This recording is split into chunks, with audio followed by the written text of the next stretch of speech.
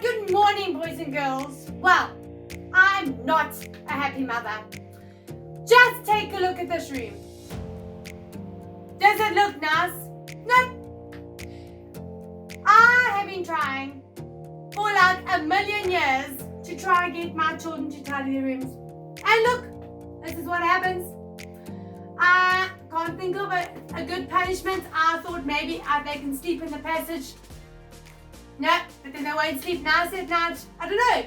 Do you have a good idea for me? What can I do? Then I'm thinking, imagine if this world was a weird world and you got punished for funny things. Like imagine if all of us had to have green hair. So if you chose to have red hair, you would have to be punished. What punishment should you get for wearing red hair? Or imagine you had to skip everywhere with a skipping rope and you chose to walk. What punishment would you get? It's kind of a weird thing to be asking, like to be punished for strange things, hey? Well, you know, in our stories we've been dealing with over the last period of time, the people of Israel have been really stupid.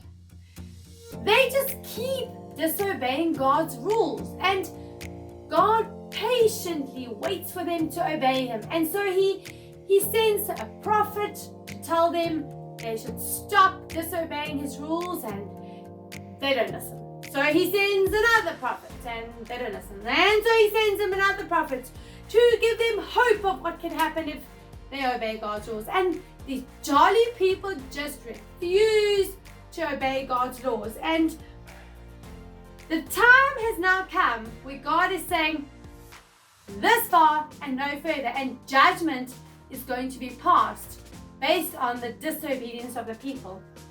And so what God is now going to do, He's going to take a guy called Nebuchadnezzar. What a weird name, I mean, who names their child that? But anyway, Nebuchadnezzar, who's going to lead the people into exile, and they're going to stay away for 70 years. So let's cross over to our Bible story for today and hear what happens. The last 4 kings of Judah came from King Josiah's family. His 3 sons, Jehoahaz,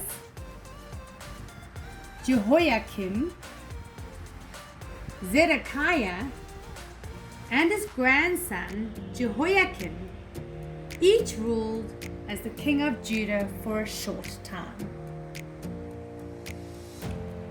Jehoahaz was not king for long.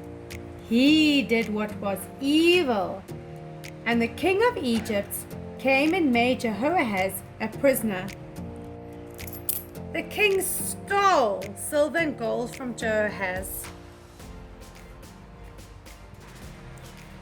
Then he put Jehoahaz's brother Jehoiakim on the throne. The king of Egypt took Jehoahaz to Egypt. When Jehoiakim was king of Judah, he too did what was evil. The king of Babylon attacked Jehoiakim and made him a prisoner and took him to Babylon. The king of Babylon stole some of the things from the Lord's temple and put them in his own temple. When Jehoiakim was taken away, his son Jehoiakim became king of Judah. Jehoiakim was king of Judah for just 3 months. He too did what was evil. The king of Babylon sent for Jehoiakim and brought him to Babylon. The king of Babylon made Jehoiakim's uncle Zedekiah king of Judah. Like his brothers, Zedekiah did what was evil. He led the people of Judah to do evil things. The prophet Jeremiah warned Zedekiah that God would punish him, but Zedekiah did not listen. God was angry with the people of Judah. They sinned and did not obey God. But God loved his people. He wanted them to turn back to him. God sent prophets to warn the people, but the people did not listen. Finally, it was time to punish the people of Judah for their sin. God allowed the king of Babylon and his army to attack Judah, and many of the people died. The king of Babylon took everything out of the Lord's temple and carried it back to Babylon. Then the king and his army burnt the temple.